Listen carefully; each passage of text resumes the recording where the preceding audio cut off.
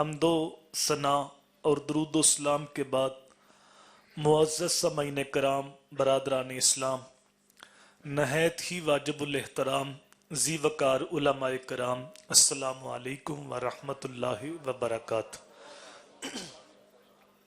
آج کی یہ بابرکت محفل بڑی محبت کے ساتھ اپنے آقا و مولا حضور نبی رحمت صلی اللہ علیہ وآلہ وسلم کی بارگاہ میں اپنی عقیدتوں، ارادتوں اور محبتوں کا خراج پیش کرنے کے لیے اور حضور کی تعلیمات کو عام کرنے کے لیے منعقد کی گئی۔ اللہ تعالیٰ کی بارگاہ میں دعا ہے اللہ تعالیٰ محفل کا لمحہ لمحہ اپنی بارگاہ میں قبول فرمائے۔ قرآن مجید سے چند الفاظ میں نے آپ کے سامنے تلاوت کیے جن میں اللہ تعالیٰ نے والدین کے ساتھ حسن سلوک کرنے کا حکم ارشاد فرمایا، اور آج کی یہ محفل کا جو عنوان ہے وہ بھی شان والدین کے حوالے سے ہے۔ تو اختصار کے ساتھ کچھ باتیں آپ کے گوش گزار کرنی ہیں۔ اللہ تعالیٰ کی بارگاہ میں ہمیشہ یہ دعا رہی ہے کہ اللہ تعالیٰ میری زبان پہ سچی بات جاری فرمائے اور سچ سن سنا کے مجھے اور آپ کو قابل عمل باتوں پہ عمل کرنے کی توفیق عطا فرمائے۔ دین اسلام کو 3 حصوں میں تقسیم کیا گیا ہے۔ پہلی چیز ہے عقائد کا درست ہونا۔ اگر کسی شخص کے عقائد میں خرابی آ جائے تو اس کے اچھے اعمال آخرت میں نفع کا سبب نہیں بنتے، کیونکہ عقائد کا دوسرا نام ہے ایمان، اور اعمال قبول ہوتے ہیں ایمان کی شرط کے ساتھ۔ تو جب عقائد بگڑتے ہیں تو ایمان لٹ جاتا ہے۔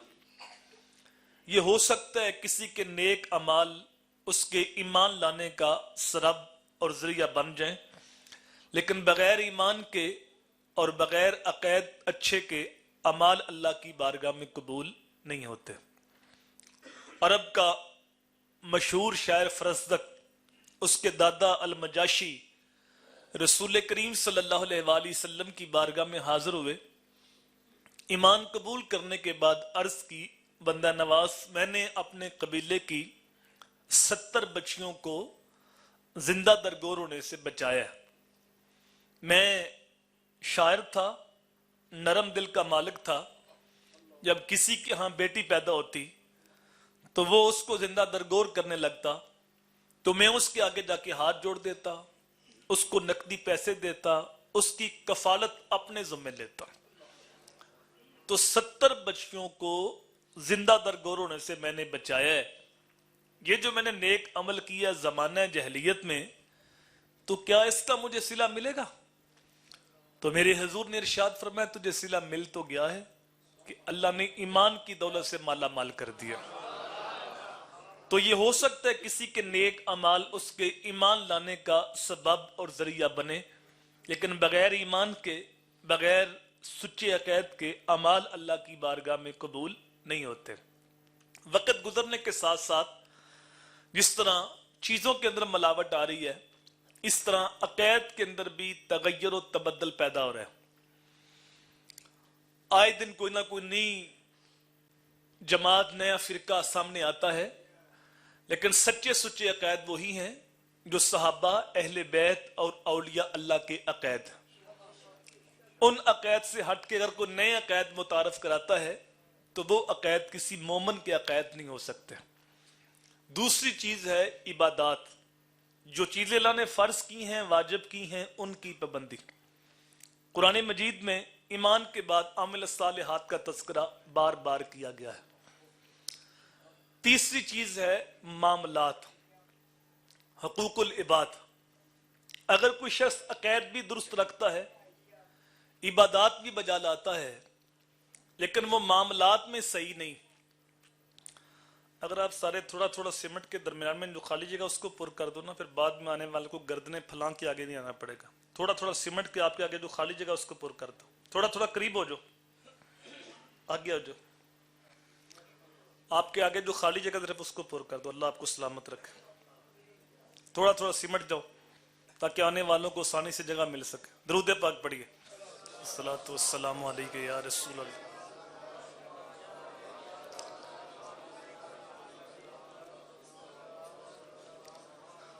اگر کوئی شخص عقائد بھی درست رکھتا ہے، عبادات بھی بجا لاتا ہے، لیکن وہ معاملات میں صحیح نہیں، حقوق العباد کا خیال نہیں کرتا، تو حدیث کی روح سے ایسا شخص جنت کے اندر نہیں جائے گا.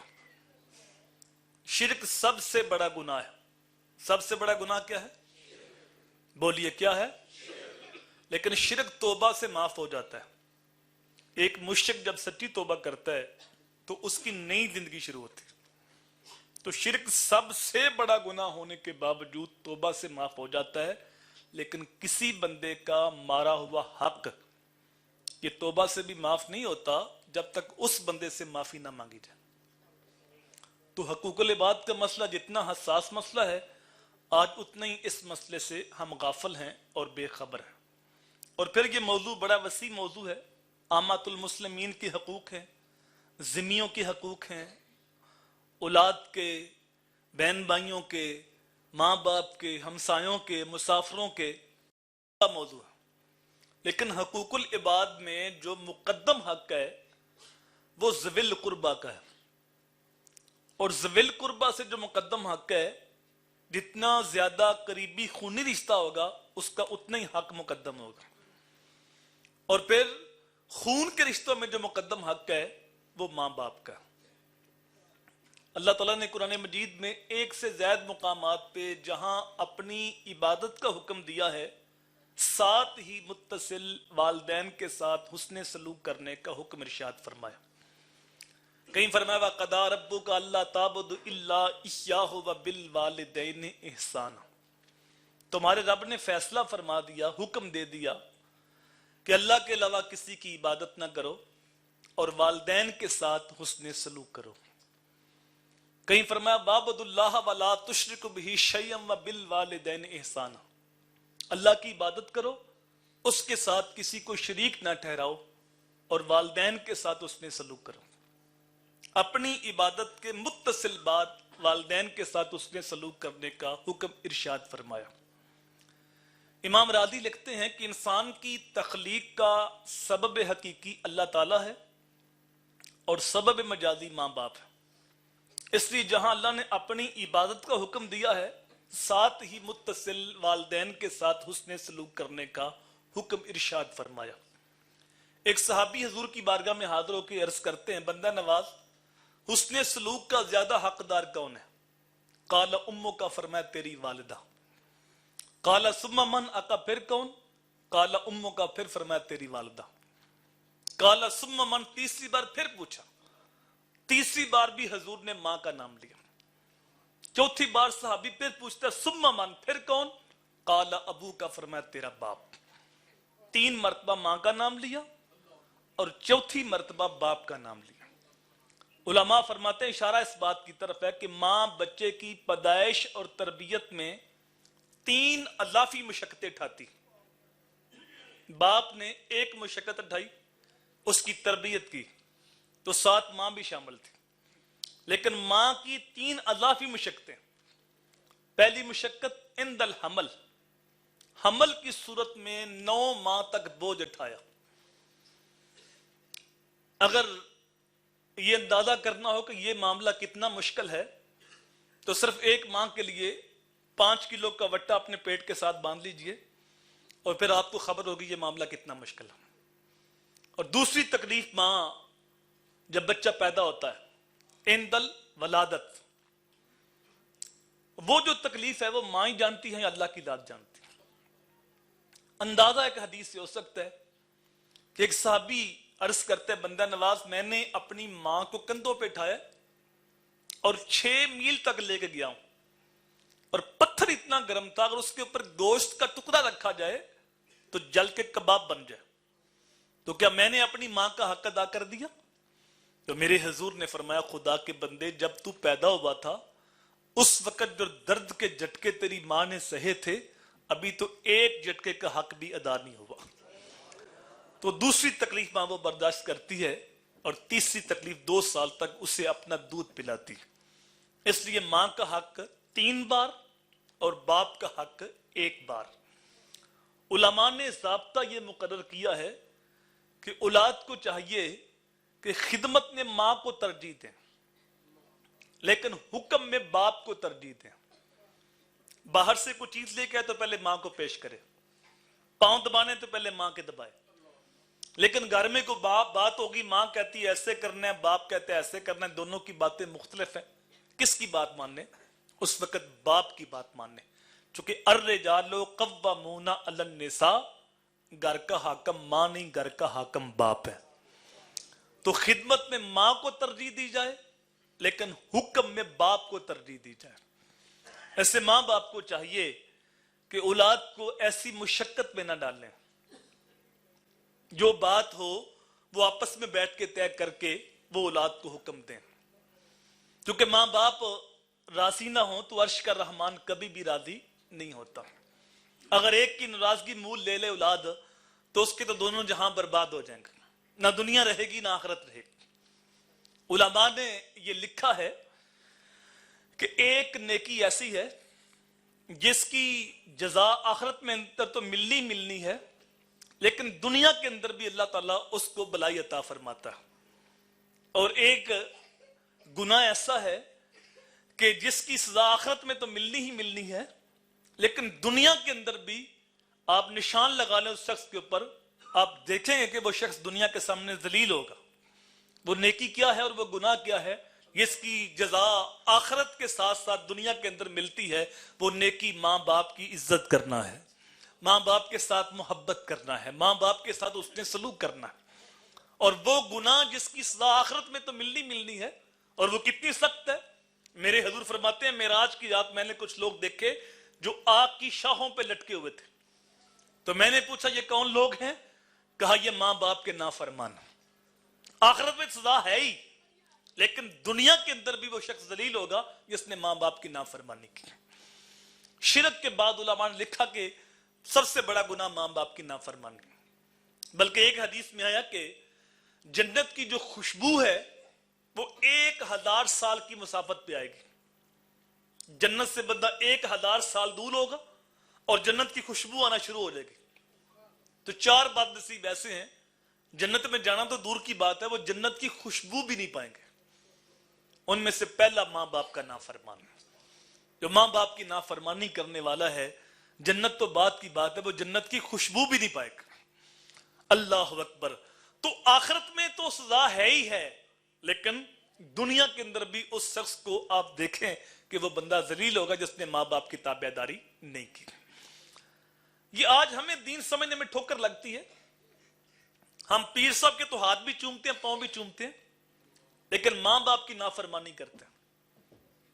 پیر صاحب کے سامنے یوں ہاتھ باندھے گردن جھکائے کھڑے ہیں، لیکن ماں باپ کے سامنے چیختے ہیں، چلاتے ہیں۔ ہمیں پتہ نہیں باپ کس ہستی کا نام ہے، ہم سمجھے نہیں کہ ماں کس عظیم ہستی کا نام ہے۔ یاد رکھیے تمہارا سب سے بڑا پیر تمہارا باپ ہے، اور تمہاری سب سے بڑی پیرنی تمہاری ماں ہے۔ اگر ماں باپ کا دل دکھایا، ماں باپ کی نافرمانی کی، تو یہ مکے والے بابے تو شاہی کوئی نہیں، یہ پیڑھی والے بابے تو حیثیت ہی کوئی نہیں رکھتے، یہ 2 نمبر 4 نمبر 420 نمبر پیروں کی تو اوقات ہی کوئی نہیں۔ وقت کے ولی، وقت کے غوث بھی تمہارے حق میں دعا کرے تو ان کی دعا بھی تمہارے حق میں قبول نہیں ہوگی۔ پیر صاحب سے فیض تب ملے گا جب ماں باپ راضی ہوں گے، اور اگر ماں باپ کا دل دکھی ہے تو پھر غوث اعظم سے بھی فیض نہیں مل سکتا۔ علماء تشریف فرما ہے، لیکن میں نے کسی حدیث میں نہیں پڑھا کہ اللہ کے ولی کے چہرے کی زیارت کرنے سے حج کا ثواب ہوتا ہے۔ اگرچہ ثواب ہوتا لیکن حج کا نہیں ہوتا۔ میں نے کسی حدیث میں نہیں پڑھا کہ کعبۃ اللہ کو دیکھنے سے حج کا ثواب ہوتا، اگرچہ ثواب ہوتا لیکن حج کا نہیں ہوتا۔ میں نے کسی حدیث میں نہیں پڑھا کہ قرآن مجید کو دیکھنے سے حج کا ثواب ہوتا، اگرچہ ثواب ہوتا لیکن حج کا نہیں ہوتا۔ آپ 30 لاکھ روپیہ لگائیں، پرائیویٹ حج کر کے آئیں، ہر چکر پہ حجر اسود کو بوسے دیں، گارنٹی نہیں کہ حج قبول ہے۔ وہ بے نیاز ہے، قبول کرے یا رد کرے. لیکن یہ جملہ دل کی تختی پہ نوٹ کر لو، اور جن کے ماں باپ زندہ ہیں خدا را اپنے ماں باپ کی قدر کر لو. ماں باپ وہ عظیم ہستیاں ہیں جس نبی کا ہم کلمہ پڑھتے ہیں، یہ سونے کے نام کی محفلیں سجاتے ہیں. اس محبوب کا فرمان ہے کہ جس نے محبت کے ساتھ ماں کے چہرے کو دیکھا یا باپ کے چہرے کو دیکھا، اللہ اس کو مقبول حج کا ثواب عطا فرمائے گا. صحابی عرض کرتا ہے بندہ نواز کو دن میں 100 بار دیکھے، تو اسماعیل حقی لکھتے ہیں روح البیاں کے اندر، میرے حضور نے فرمایا 100 کیا تم 1000 بار بھی دیکھو، اللہ 1000 حج کا ثواب عطا فرمائے گا. تم دیکھ دیکھ کے تھک جاؤ گے، اللہ ثواب دیتا ہوا نہیں تھکتا. یہ وہ ہستیاں جن کے بارے قرآن بولتا ہے کہ تم ان کے سامنے اف بھی نہیں کہہ سکتے. وَقَضَىٰ رَبُّكَ أَلَّا تَعْبُدُوا إِلَّا إِيَّاهُ وَبِالْوَالِدَيْنِ إِحْسَانًا إِمَّا يَبْلُغَنَّ عِندَكَ الْكِبَرَ أَحَدُهُمَا أَوْ كِلَاهُمَا فَلَا تَقُل لَّهُمَا أُفٍّ وَلَا تَنْهَرْهُمَا. ان کے سامنے تم اونچی سانس بھی نہیں لے سکتے. حضرت امام حسن سیدہ فاطمہ کے ساتھ بیٹھ کے کھانا نہیں کھاتے. ایک دن آپ نے پوچھا بیٹا تم میرے ساتھ کھانا کیوں نہیں کھاتے؟ عرض کی امی جان اس ڈر سے نہیں کھاتا کہ کسی لقمے کی طرف، کسی بوٹی کی طرف آپ کی نظر بڑھ چکی ہو اور آپ نے دل میں ارادہ کر لیا کہ وہ لقمہ وہ بوٹی میں نے ٹھانی، اور مجھے آپ کے ارادے کا علم نہ ہو تو لا علمی میں کہیں وہ لقمہ میں نہ ٹھالوں، کہیں بے ادب نہ بن جاؤں، اس ڈر سے میں آپ کے ساتھ کھانا ہی نہیں کھاتا. حضرت سعید ابن المسیب فرماتے ہیں کہ اولاد کو چاہیے کہ ماں باپ کے سامنے یوں کھڑی ہو اس طرح ایک مجرم غلام اپنے آقا کے سامنے کھڑا ہوتا ہے. اس طرح بھاگا ہوا غلام ہو تو اس کو جب پکڑ کے لایا جائے جو حالت اس کی ہوتی ہے اپنے آقا کے سامنے، فرمایا اولاد کی حالت ایسی ماں باپ کے سامنے ہونی چاہیے. یہ وہ ہستیاں ہیں کہ جب تک یہ زندہ ہیں ان کے حقوق پورے نہیں ہوتے، اور جب یہ فوت ہو جائیں 4 حق پھر بھی اولاد کے ذمہ رہتے ہیں. پہلا حق ان کی نماز جنازہ ادا کرنا، تجہیز، تکفین، تدفین اس کے اندر شامل ہے. دوسرا حق ان کے لیے مسلسل مغفرت کی دعا کرتے رہنا. علماء نے یہ لکھا ہے کہ جو بندہ ہر روز اپنے ماں باپ کے لیے مغفرت کی دعا کرتا ہے، ماں باپ زندہ ہیں تب بھی، ماں باپ فوت ہو گئے تب بھی، جس کا یہ وظیفہ ہے کہ ہر روز اپنے ماں باپ کے لیے مغفرت کی دعا کرتا ہے، پوری زندگی اس کے رزق میں بے برکتی نہیں آ سکتی. تو یہ دوسرا حق ہے کہ ان کے لیے مسلسل مغفرت کی دعا کرتے رہنا. اور تیسرا حق ان کے وعدوں کو پورا کرنا. اگر کسی کے ساتھ وعدہ کیا تھا ماں باپ نے، کسی مسجد کے ساتھ، کسی مدرسے کے ساتھ، کسی غریب کے ساتھ، کسی یتیم کے ساتھ، ماں باپ دنیا سے چلے گئے، اولاد کی ذمہ داری اس وعدے کو پورا کرے. اور چوتھا حق، اگر باپ فوت ہو گیا تو باپ کے جو دوست ہیں اور باپ کے جو بہن بھائی ہیں ان کے ساتھ اس نے سلوک کرے. اور اگر ماں فوت ہو گئی تو ماں کی جو سہیلیاں ہیں، ماں کے جو رشتہ دار ہیں، بہن بھائی ہیں، ان کے ساتھ اس نے سلوک کرے. 4 حق اولاد کے ذمہ رہتے ہیں ماں باپ کے جانے کے بعد بھی. اگر ہم تھوڑا سا غور کر لیں کہ جو پہلا حق ہے ان کی نماز جنازہ ادا کرتا ہوں، کتنے ایسے لوگ ہیں جن کو میں جانتا ہوں جو ماں باپ کے جانے کے بعد پہلا حق ہی ادا نہیں کر سکے. جنازہ نہیں، ماں باپ کے جنازے میں اگر کوئی شامل نہیں ہو سکتا یا جنازہ پڑھ نہیں سکتا تو بتاؤ اس سے بڑا کوئی اور بد نصیب ہو سکتا ہے؟ اب آپ حیران ہیں کہ وہ کون بد نصیب ہے کہ جو ماں باپ کے جنازے میں شامل نہیں ہوا، جس نے جنازہ نہیں پڑھا. وہ برون ملک ہوگا، ادھر نہیں ہوگا، ادھر ہی تھا. اب آپ کے ذہن میں بات چل رہی ہوگی، کوئی ناراضگی ہوگی بھائیوں کی، دوسرے بھائیوں نے جنازے کے ساتھ جانا نہیں دیا. جنازے کے ساتھ گیا بھی ہے لیکن جنازہ پڑھا نہیں. وہ ایسے بد نصیب ہے جن کو آپ بھی جانتے ہیں، جن کو جنازہ آتا ہی نہیں. وہ رسماً کھڑے ہوتے ہیں جب کوئی فوتگی ہوتی ہے محلے میں، رشتہ داروں میں، تو بس دکھاوے کے لیے ہاتھ باندھے کھڑے ہوتے ہیں. اور جب اپنے ماں باپ فوت ہوتے ہیں تو پھر وہ راتوں رات جنازہ یاد نہیں کرتے، بلکہ وہ یہ زیادتی اپنے ماں باپ کے ساتھ بھی کرتے ہیں. جس طرح باقی لوگ رسمن کھڑے ہیں وہ بھی کھڑا ہے. جس طرح ساری زندگی دھوکہ دیا میت کو بھی گھر والوں کو بھی, آج وہ دھوکہ ماں باپ کو بھی دے رہا ہے. مجھے بتاؤ اس سے بڑا کوئی بد نصیب ہے جو اپنے ماں باپ کا جنازہ نہیں پڑھ سکتا؟ اور اس ماں باپ سے بڑا بھی بد نصیب کوئی نہیں جس نے اپنی اولاد کو سب کچھ دیا لیکن دین نہیں دیا. اپنی اولاد کو سیاست کے گر سمجھائے, اپنی اولاد کو کاروبار کے طریقے بتائے, اپنی اولاد کو دنیا کا فن سکھایا. انگریزی اتنی جانتا ہے کہ انگریز کے بچوں کو پڑھا رہا ہے, لیکن دین اتنا بھی نہیں جانتا کہ باپ فوت ہو گیا اسے غسل دینے کا طریقہ بھی نہیں آتا. وہ غسال ڈھونڈتا پھرتا ہے. عارف کھڑی رومی کشمیر میاں محمد بخش بولے او جاندی واری ڈرونا بنیو تے ہاتھ نہیں لاندے ڈر دے اور جنہ لئی تو پاپ کمائے سن 10 کتنے نے ہو تیرے کر دے. تو غسل دینے کے لیے بھی تیار نہیں. تو وہ پہلا حق ہی ادا نہیں کر سکتا.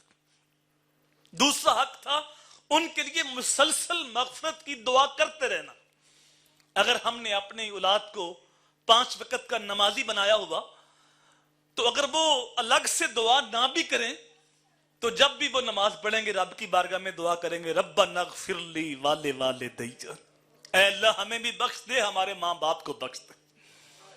تو اگر ہم اپنی اولاد کو اس قابل کر دیں کہ وہ مرنے کے بعد ہمارے لیے مغفرت کی دعا کرتی رہے تو وہ تب ہوگا جب اپنی اولاد کو پکا نمازی بنا کے, اور وہ تب ہوگا جب وہ خود نماز پڑھیں گے. بعض لوگ کہتے ہیں کہ چلو ہم نہیں پڑھتے یہ تو پڑھے. بھئی جب تو نہیں پڑھتا یہ کیسے پڑھے؟ الوالد سر لابیہ ہے, بیٹا باپ کا راز ہوتا ہے. تو اگر ہم چاہتے ہیں کہ ہماری اولاد ہمارے مرنے کے بعد مغفرت کی دعا کرے تو اس کا آسان حل یہ ہے کہ 5 وقت نماز پڑھو اور اپنی اولاد کو 5 وقت نماز کا عادی بناؤ.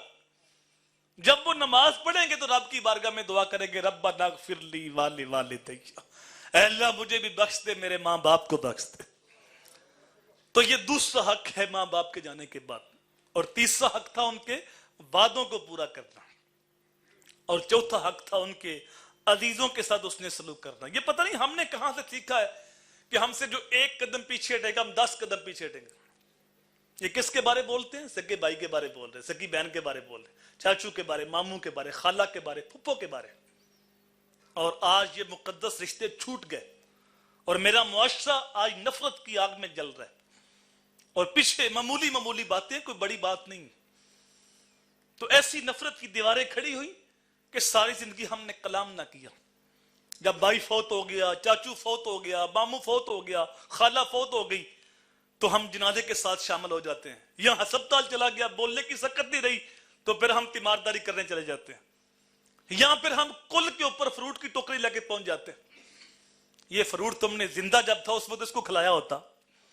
مر جائے تو بڑھ جاتی انسان کی قیمت, زندہ رہے تو دنیا جینے کی سزا دیتی.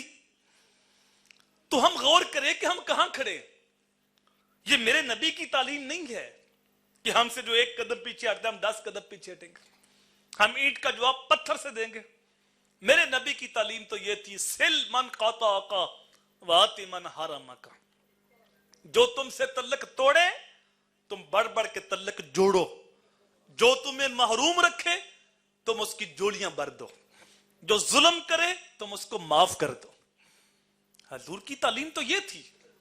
آج میرا معاشرہ اس تعلیم کو بھول گیا اور نفرت کی آگ میں جلنے لگا. اور اگر کہا جائے بھائی معاف کر دو کوئی بات نہیں, وہ بھائی ہے آپ کا, وہ آپ کی بہن ہے, اور میرے حضور کا فرمان ہے بڑا بھائی جو ہے وہ باپ کی جگہ پہ ہوتا. اس کی شرح میں علماء نے کہا کہ بڑی بہن ماں کی جگہ پہ ہوتی, تو لامحالہ طور پہ جو چھوٹا بھائی ہے وہ بیٹے کی جگہ پہ ہوا.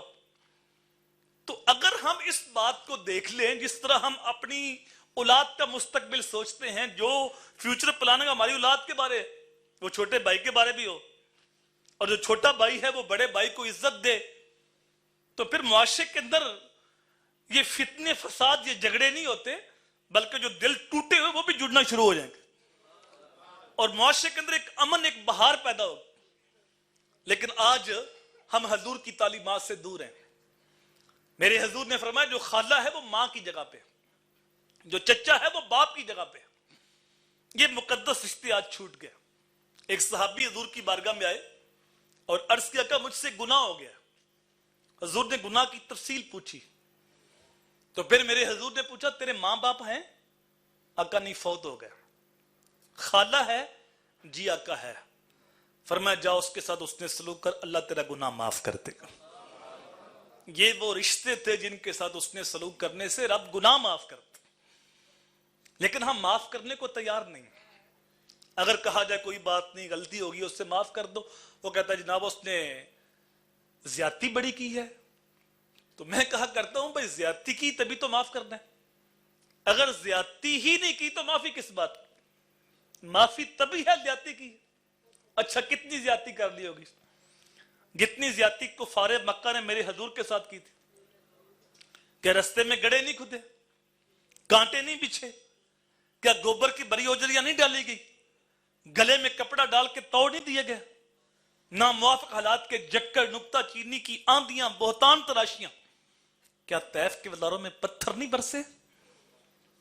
اگر یہ کہا جائے کہ طاقت نہیں تھی، صحابہ کی تعداد تھوڑی تھی، جوابی کاروائی ہو نہیں سکتی تھی، اگر اس بات کو مان لیا جائے تو جب فتح مکہ ہوا تھا اس وقت تو ساری طاقت میرے حضور کے پاس، 10,000 صحابہ ساتھ، اور کفار مکہ تھر تھر کانپ رہے تھے کہ آج تو ہماری گردنیں کٹ جائیں گی. جو سلوک ہم نے کیا تھا، یہ کون تھے انہوں نے بلال حبشی کو تپتے ہوئے کولوں پہ لٹایا، سینے پہ بھاری پتھر رکھا؟ یہ کون تھے جنہوں نے خبیب کو سولی دیا، حضرت عمار ابن یاسر کو آگ پہ رکھا، حضرت یاسر کو شہید کیا، حضرت سمیہ کو شہید کیا؟ یہ کون تھے جو بدر میں، احد میں مقابلے میں آئے تھے، جان کے دشمن بن کے آئے تھے؟ آج وہ تھر تھر کانپ رہے تھے کہ آج ہمیں ملک بدر کر دیا جائے گا. ان کی بلکہ آرزو تھی کہ ہماری جان بخشی کر دی جائے، چاہے ہمیں ملک سے نکال دیا جائے. لیکن ان کا خیال یہ تھا کہ ہمیں تو گردنیں ہماری کاٹ کے رکھ دی جائیں گی. لیکن جب وہ لائن میں کھڑے تھے، تھر تھر کانپ رہے تھے، میرے نبی نے کمال مہربانی کرتے فرمایا لا تثریب علیکم الیوم اذهبوا وانتم مطلقا، جاؤ چلے جو میں نے سب کو معاف کر دیا. ان کی آنکھوں میں آنسو تھے اور لبوں پہ حضور کا کلمہ تھا. کچھ ان کے خلق نے کر لی، کچھ ان کے کردار نے کر لی، مسخر ساری دنیا شاہ ابرار نے کر لی. تو میرے حضور نے فرمایا جو تم سے تعلق توڑے تم بڑھ بڑھ کے تعلق جوڑو، جو تمہیں محروم رکھے تم اس کو عطا کرو، جو ظلم کرے تم اس کو معاف کرو. کاش ہم معاف کرنے کا مزاج بنا لیں تو میرے معاشرے میں امن پیدا ہو سکتا. لیکن ہم نفرت کی دیوار میں آگ میں جلتے رہتے ہیں اور نفرت کی دیواریں کھڑی رکھتے ہیں، ہم ایک دوسرے کو معاف نہیں کرتے. اور جہاں تک ہم پہنچ چکے ہیں وہ آپ سارے جانتے ہیں. ہم اس ملک کا اس چیز کا رونا روتے ہیں کہ ہمارا ملک جو ہے وہ دیوالیہ ہو رہا ہے. لیکن جو ہم اخلاقی طور پہ دیوالیہ پن کے شکار ہیں، کبھی ہم نے وہ بھی دیکھا؟ جو اخلاقی کمزوریاں ہمارے اندر آ گئی ہیں، جو زبان کا زہر ہمارے اندر آ گیا ہے. ایک جماعت کا ماننے والا دوسری جماعت کو تسلیم نہیں کرتا، ایک پیر کا ماننے والا دوسرے پیر کو تسلیم نہیں کرتا، ایک کی پگڑی کا رنگ اور ہے دوسری کی پگڑی کا رنگ اور ہے، وہ اس کو اچھا ہی نہیں لگتا. ہم یہاں تک پہنچ چکے ہیں. اور یہ نفرت کی آگ کس نے بری ہے؟ ہم غور تو کریں. اپنے من میں ڈوب کر پاجا سراغ زندگی، میرا نہیں بنتا نہ بن، اپنا تو بن. ہم اس حد تک نیچے آ گئے ہیں.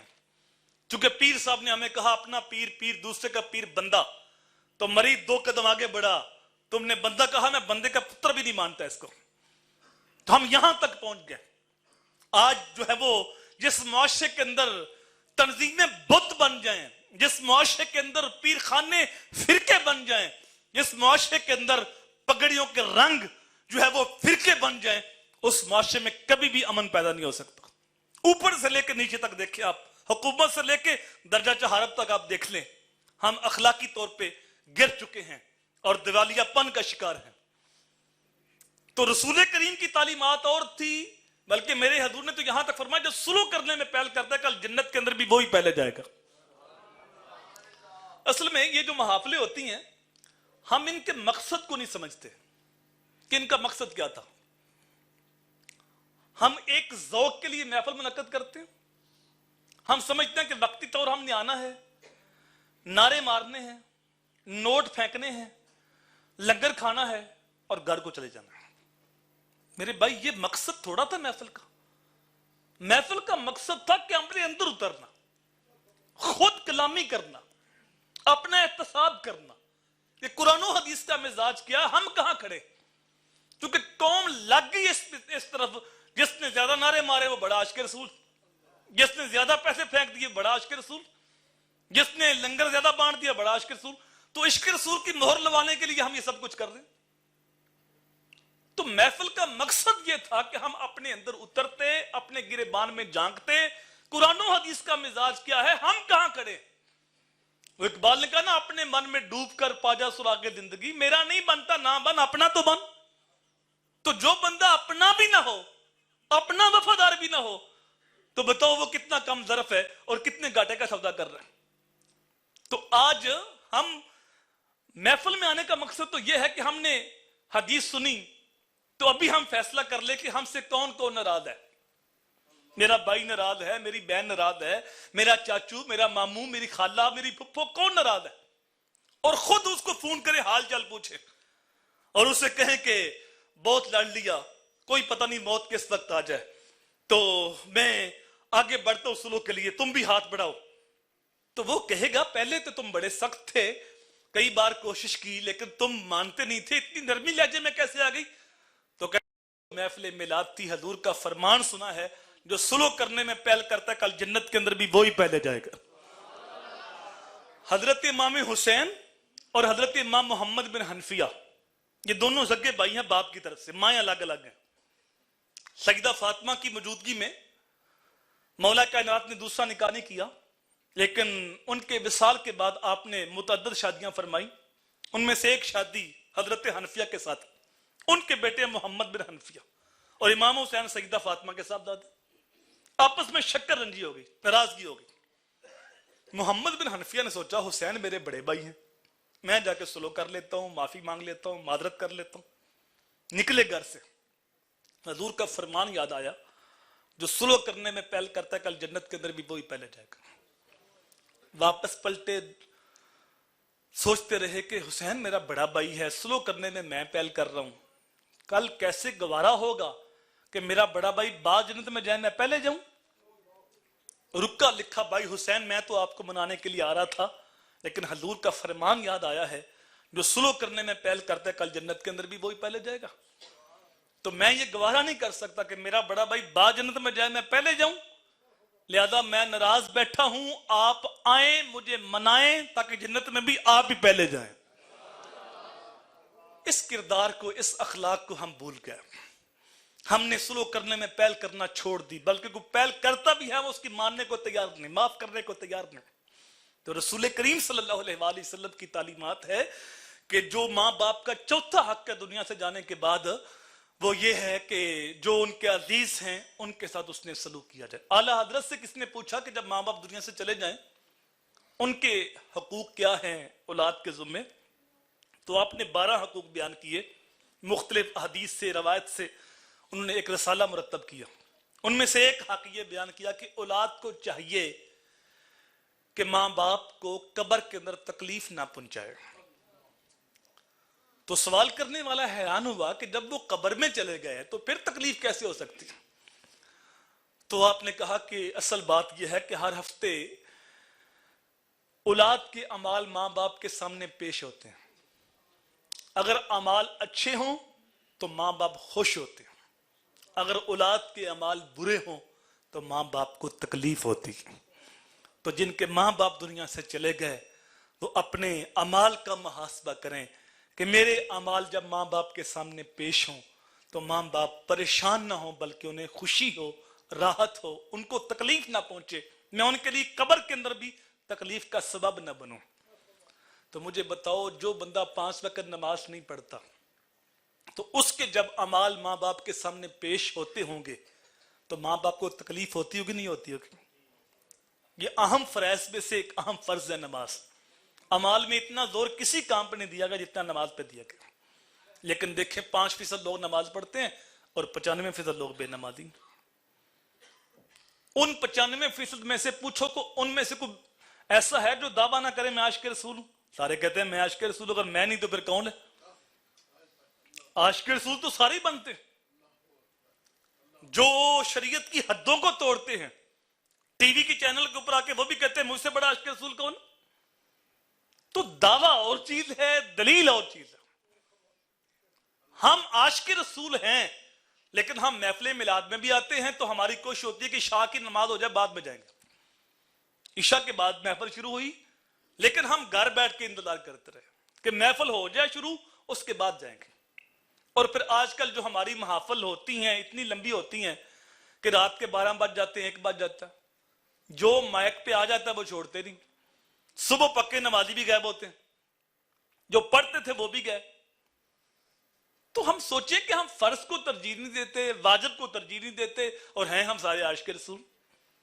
حضرت سیدنا عمر فاروق کے زمانے میں ایک نوجوان تھا، بڑا متقی پرہیزگار، فرض تو سارے پڑھتے، وہ نفل بھی بڑے پڑھتا۔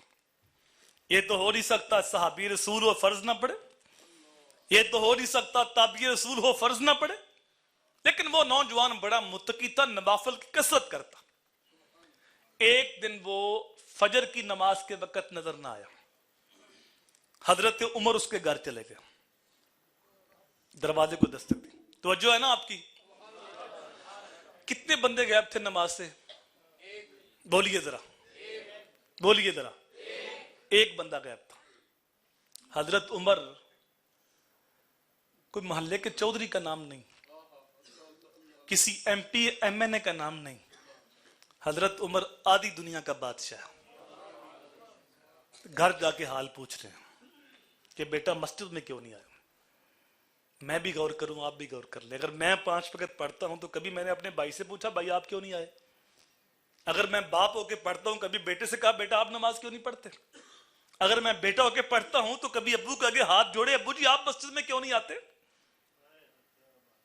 وہاں تو ایک بندہ غائب تھا، تو مسجد نبوی کا امام و خطیب گھر جا کے حال پوچھ رہے۔ تو جس معاشرے میں 95 غائب ہوں 5 آئے ہوں، علامہ صاحب کس گھر میں جائیں گے؟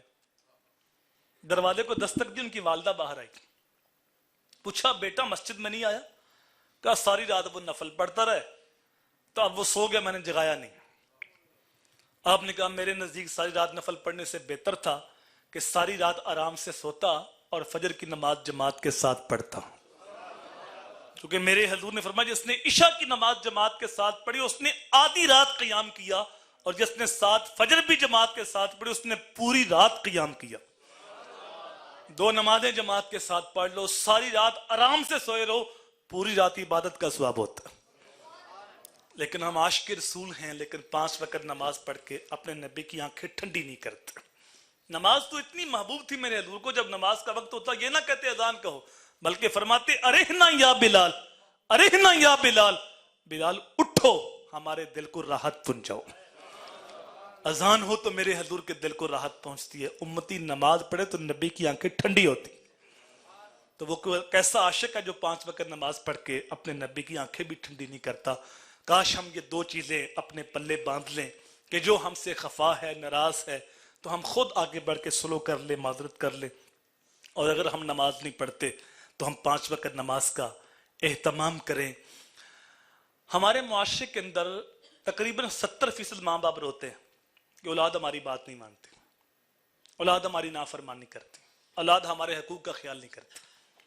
تو اس کی بنیادی وجہ یہ ہے کہ ماں باپ نے اولاد کے حقوق پورے نہیں کیے،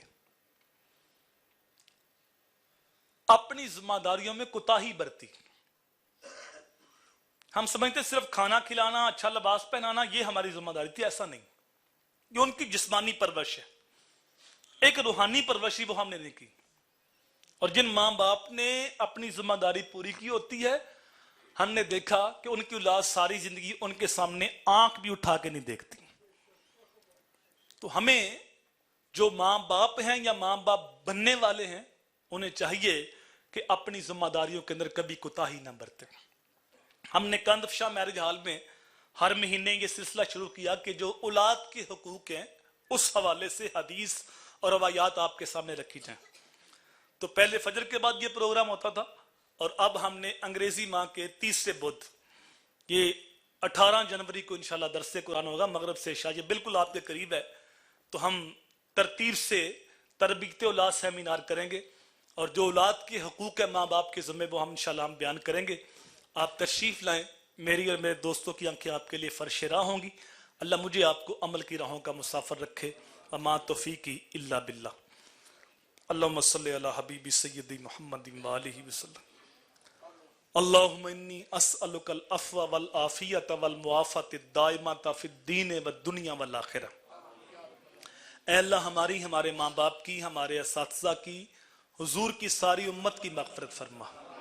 ऐ अल्लाह तू करीम है, करम फरमा, तू रहीम है, रहम फरमा। ऐ अल्लाह हम सब का खात्मा ईमान पे फरमाना। मौला करीम जो आए हैं दुनिया आखिरत की भलाई सबका मकदूर कर दे। जिन उलमा ने सरपरस्ती फरमाई इनके इल्म व अमल खलूस में मजीद बरकतें अता फरमा। ऐ अल्लाह बानिए महफिल को दुनिया आखिरत की भलाई अता फरमा, इनकी औलाद को दुनिया आखिरत की भलाई अता फरमा। ऐ अल्लाह इस मस्जिद को नमाजियों समेत क़यामत तक आबाद रखना।